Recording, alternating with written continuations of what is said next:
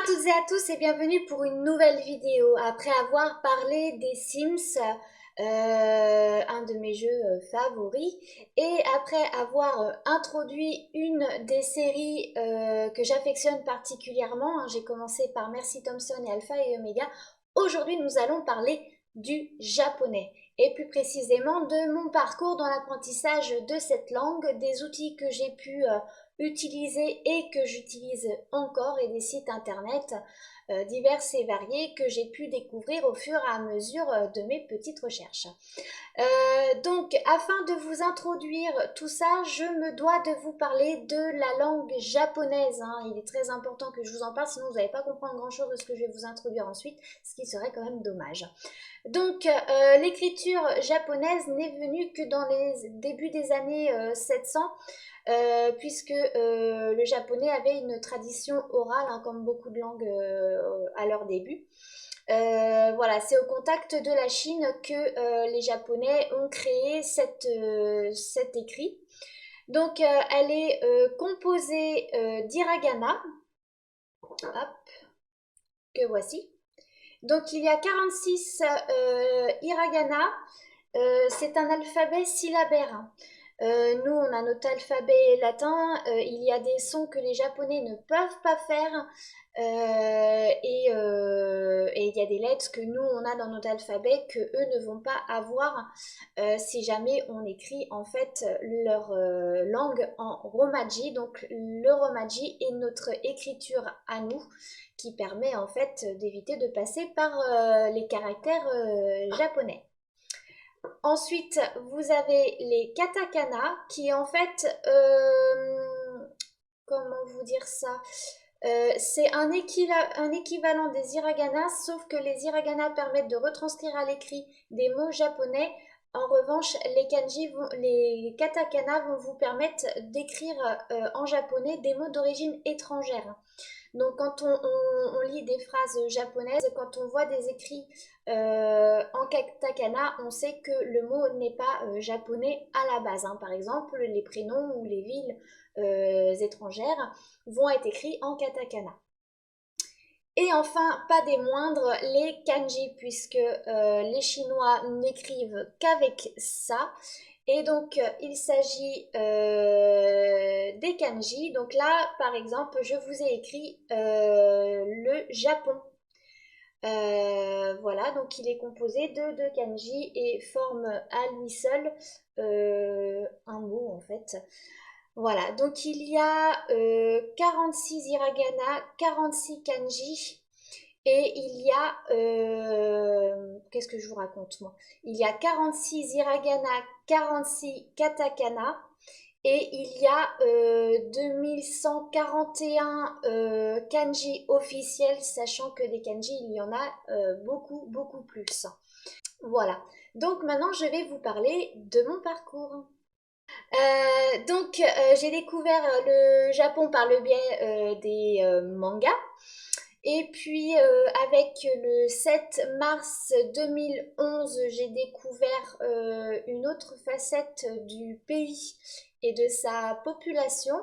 Et malgré le sujet qui était quand même extrêmement dur, hein, il en arrive quand même des vertes et des pas mûres, hein. Encore dernièrement, si vous suivez les actualités, ça tourne à l'acharnement, mais les Japonais ont appris à vivre avec, hein. C'est d'ailleurs ça qui est très intéressant, c'est leur façon de voir les choses du fait de la nature, de la relation qu'ils ont avec elle.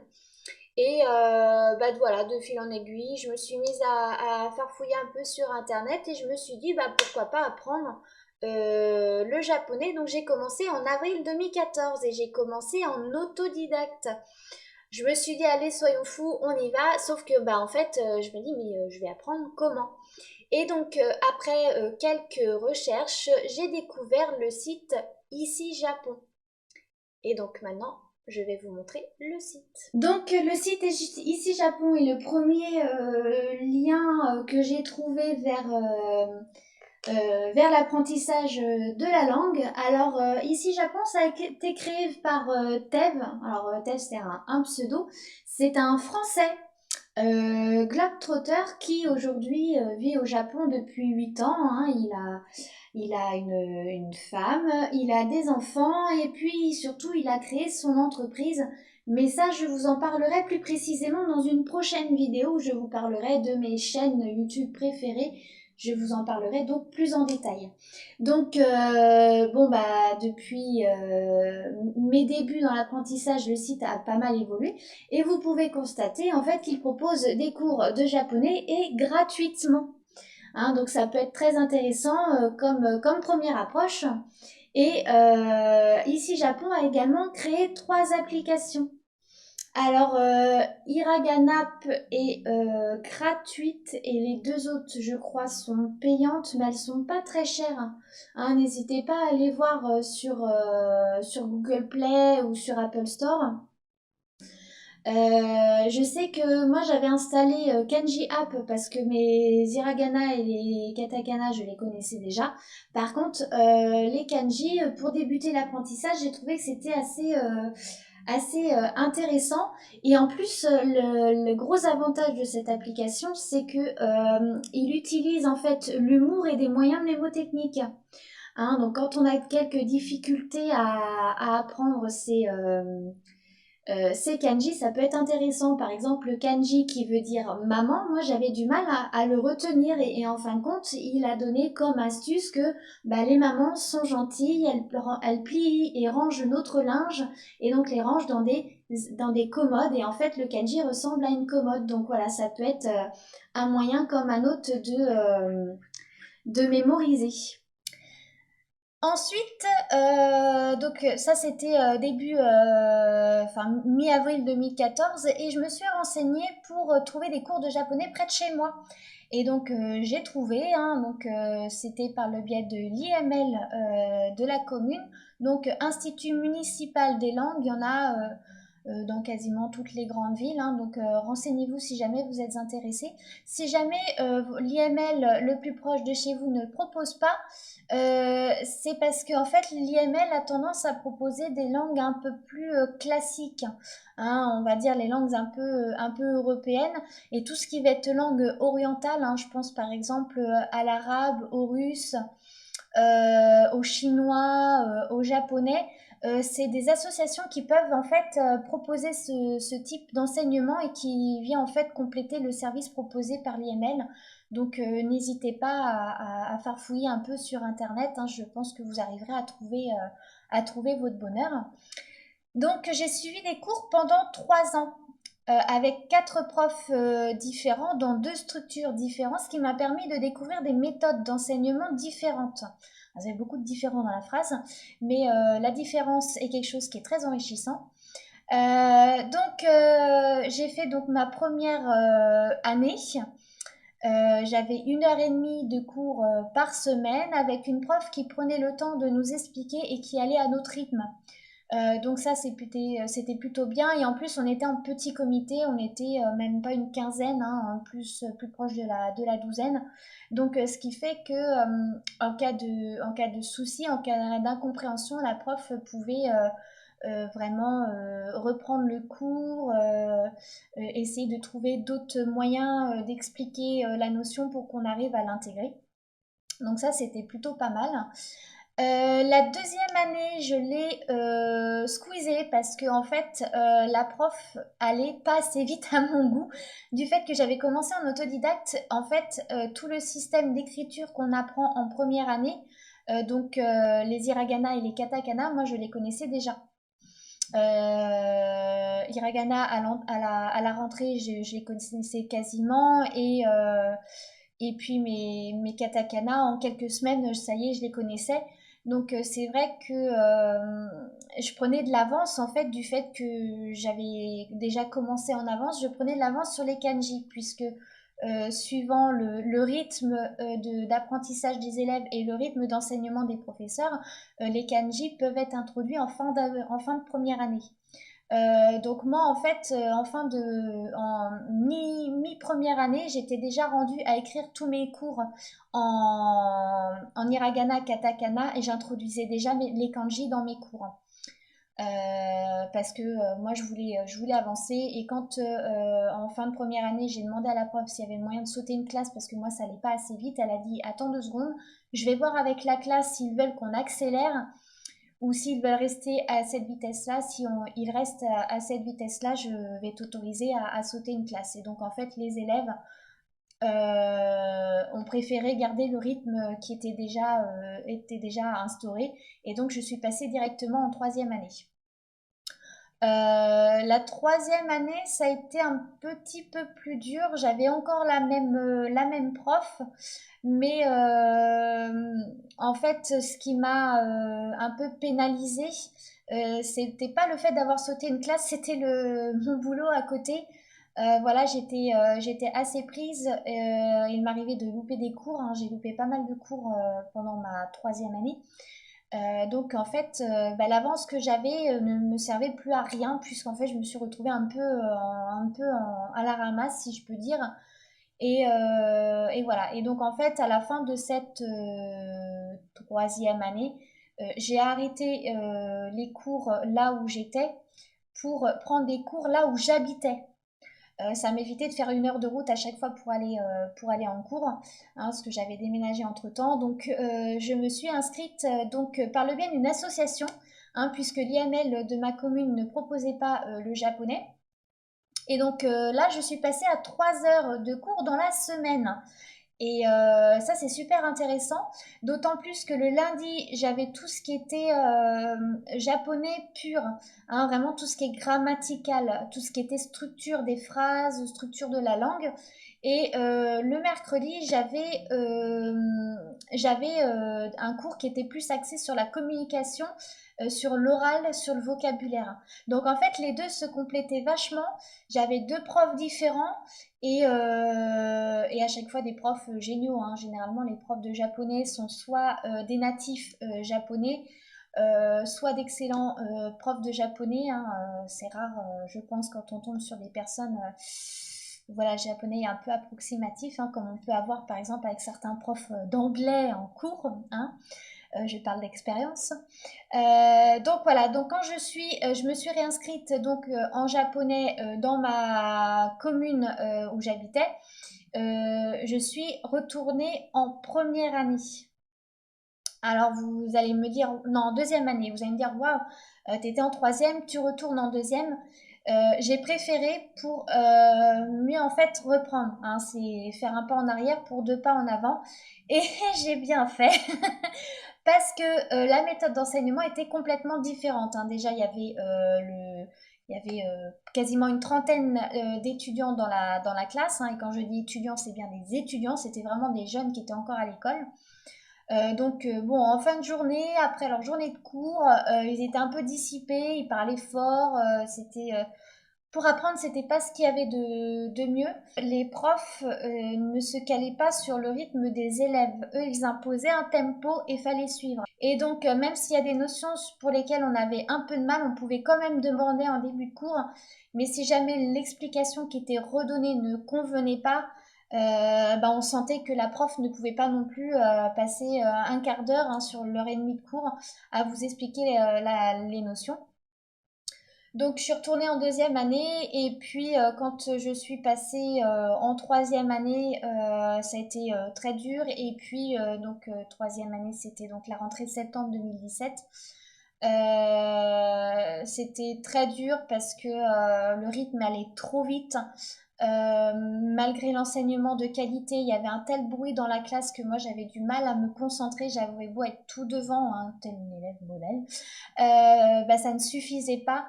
Et voilà, malgré les outils que j'avais mis en place chez moi pour continuer et m'aider dans mon apprentissage, ça ne suffisait pas. D'autant plus que voilà, avec mon travail, j'avais des horaires qui ne me permettaient pas toujours d'assister aux cours, donc c'était assez compliqué.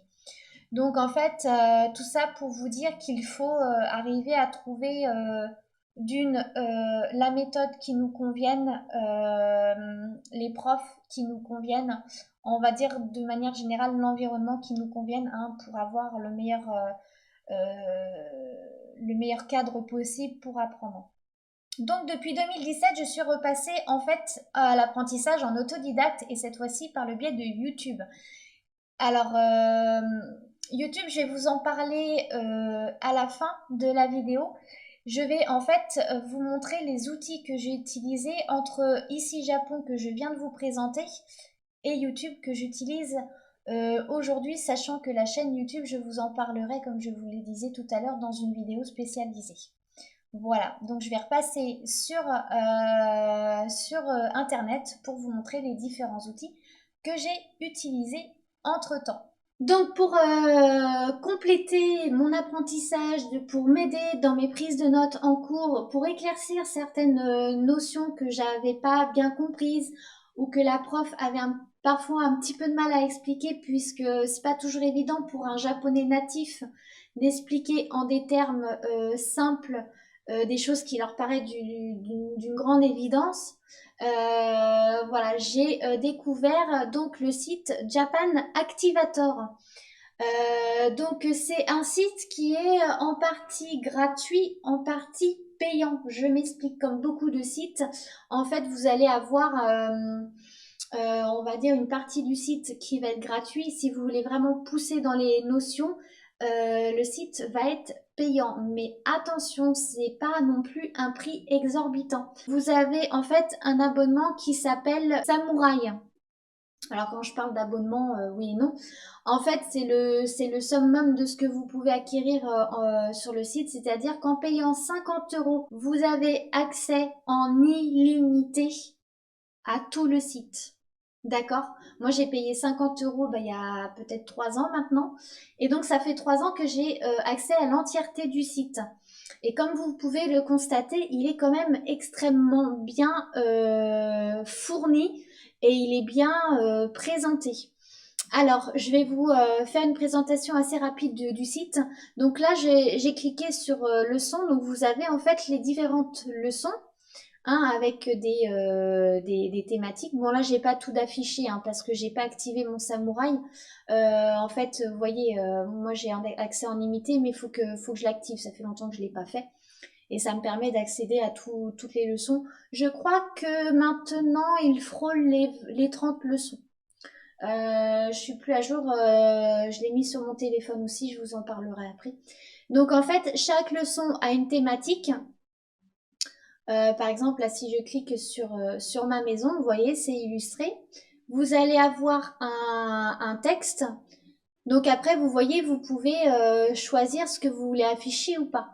Donc les kanas, en gros, ça comprend tous les hiragana et les katakana. D'accord. Et également, ça c'est le texte d'origine comme il est censé être écrit. Ensuite, vous avez les romaji. Donc en fait, c'est du japonais, mais avec notre alphabet latin. Et ensuite, vous avez la traduction. Hein. Donc ça, vous pouvez choisir de le cocher ou non suivant vos besoins. Alors moi, je vais vous donner un conseil que moi, j'ai eu du mal à mettre en place, surtout parce qu'en cours, j'ai pris la mauvaise habitude d'écrire en romaji. Donc avec ce système d'écriture-là, avec notre écriture, notre alphabet latin. Pourquoi j'ai pris cette mauvaise habitude? Parce que le cours allait tellement vite que pour mon cerveau, il était beaucoup plus simple d'écrire avec un système qu'il connaissait et qu'il maîtrisait depuis qu'on apprend à écrire, tout simplement. Alors que les kanas, pour moi, étaient beaucoup moins naturels et donc me demandaient plus de réflexion. Des fois, dans la vitesse, on a des trous de mémoire et donc ça me bloquait pour mes prises de notes. Donc, en fait, j'ai pris la mauvaise habitude d'écrire en romaji. Si vous apprenez en autodidacte, forcez-vous tout de suite à écrire au maximum en kana de façon à prendre cette bonne habitude et en fait, vous allez mémoriser plus vite puisque vous allez écrire. Il y a la mémoire du geste, c'est pas anodin. Donc en fait, à force de répétition, votre main va s'habituer à l'écrire et votre cerveau va l'enregistrer. Donc n'hésitez pas. Donc vous allez toujours avoir un texte introductif en lien avec la thématique. Ensuite, vous allez avoir une partie vocabulaire en lien avec le texte qui va être donné.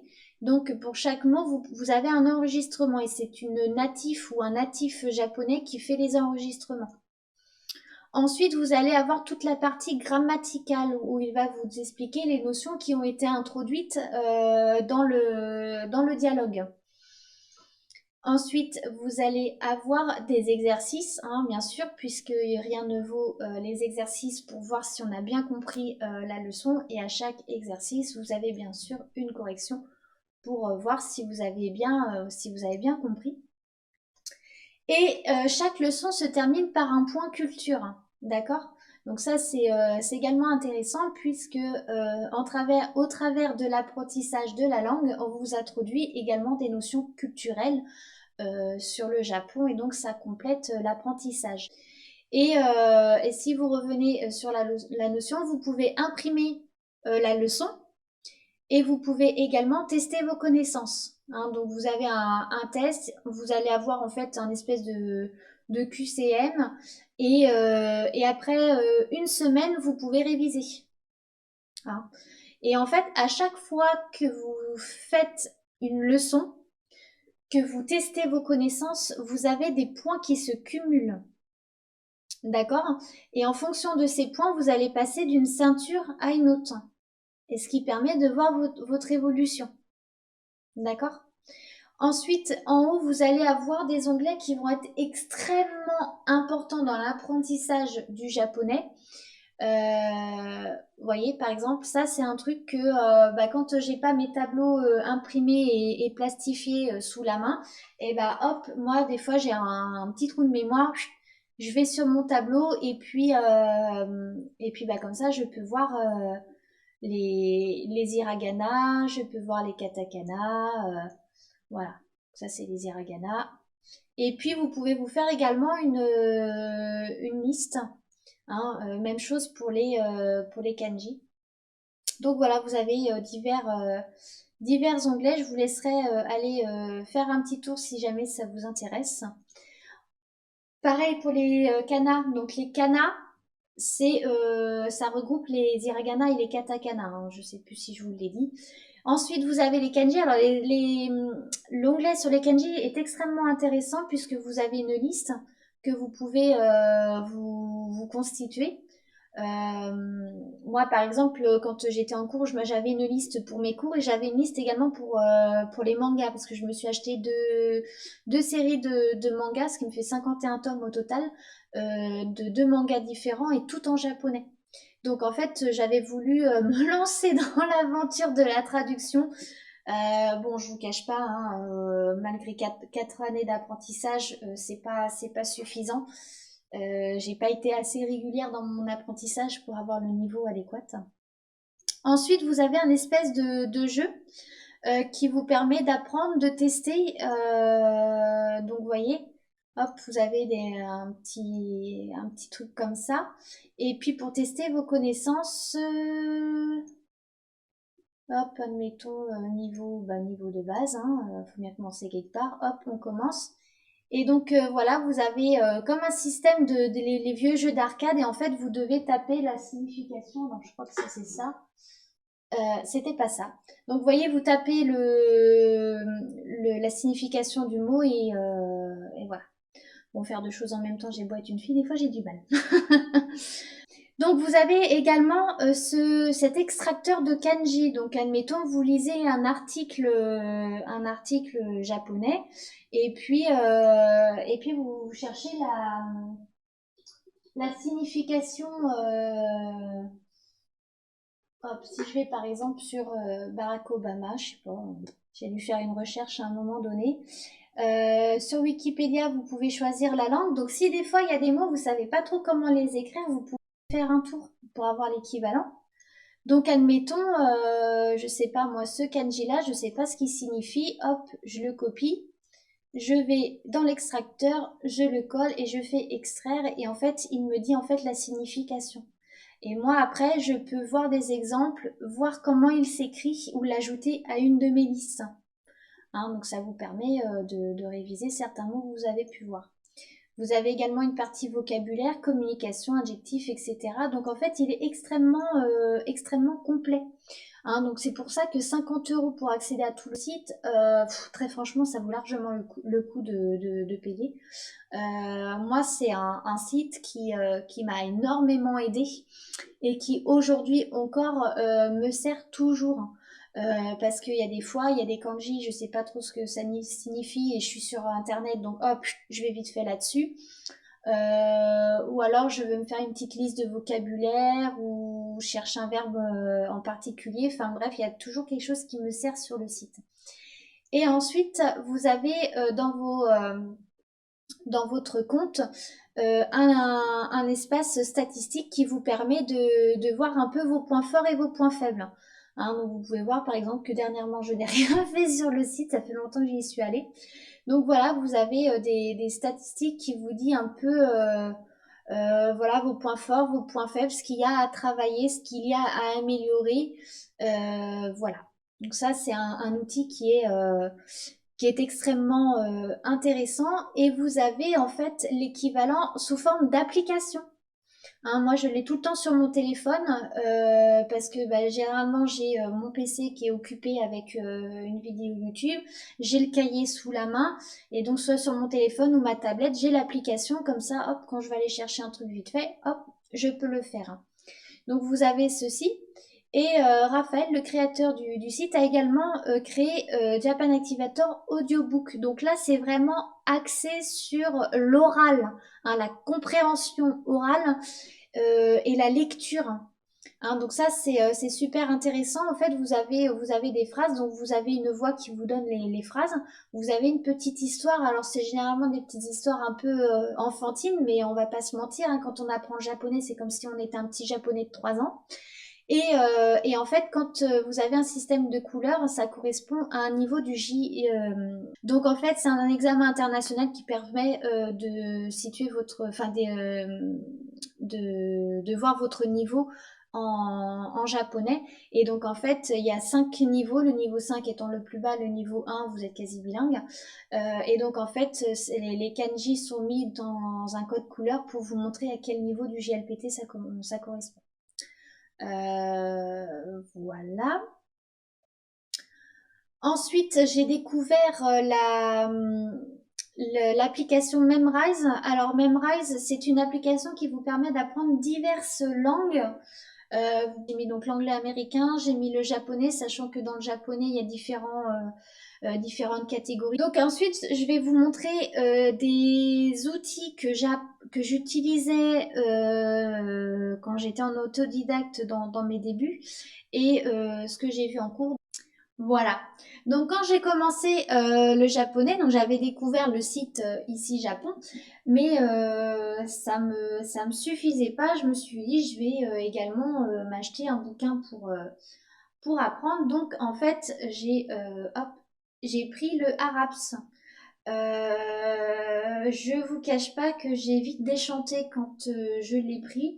Je me suis dit bon Araps c'est très réputé, ça va être super. Et une fois que je l'ai acheté et que j'ai commencé à vraiment travailler avec, et ben j'ai découvert qu'en fin de compte, c'était pas terrible. Dans le sens où tout est écrit soit en phonétique, soit en romaji. Et quand on apprend une langue, forcément, il faut apprendre son alphabet. Et donc, en fait, on est dans le Araps, on n'y apprend ni les kanas, ni les kanji. Autrement dit, je trouvais ça inutile. Donc, j'ai assez rapidement laissé tomber le Araps. Et puis, pendant mes cours de japonais, on nous a fait acheter, hop, je vais aller de ce côté-là, le Kenji Kakitai. Alors ça, c'est le cahier d'exercice. Donc à l'intérieur, en fait, voilà, vous avez en haut là, de ce côté-là, vous apprenez deux kanji et après vous avez une liste d'exercices pour voir si vous avez bien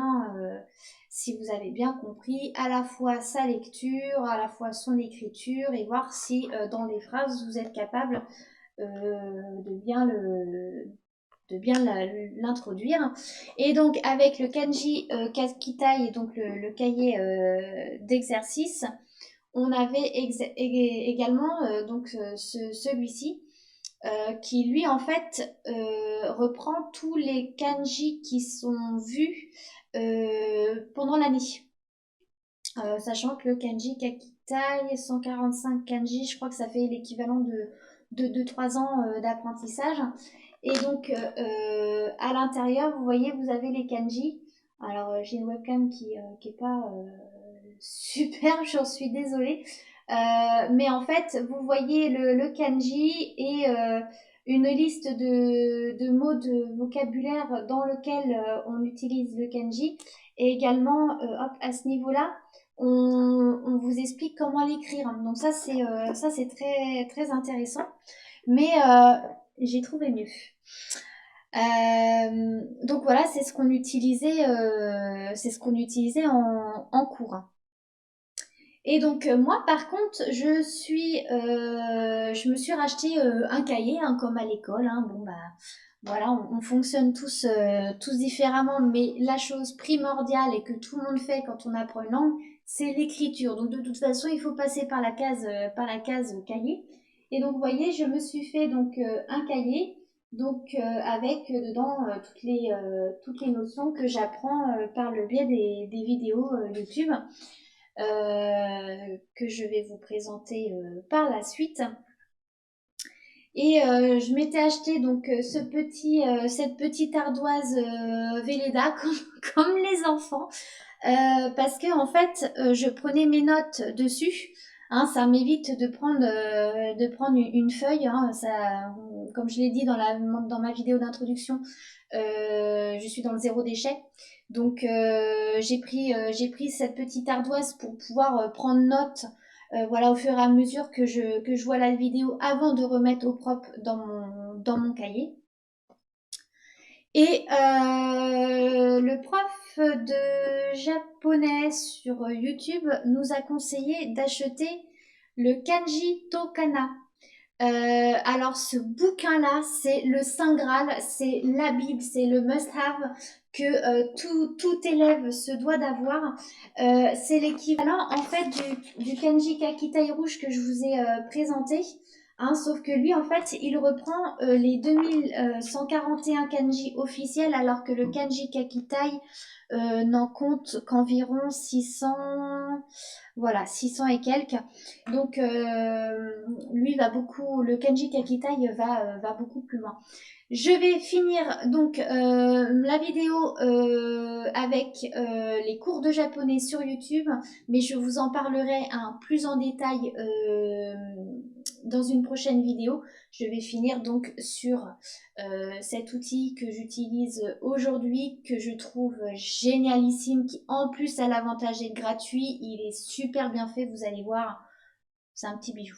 Et donc, voici la chaîne Cours de japonais par Julien Fontanier.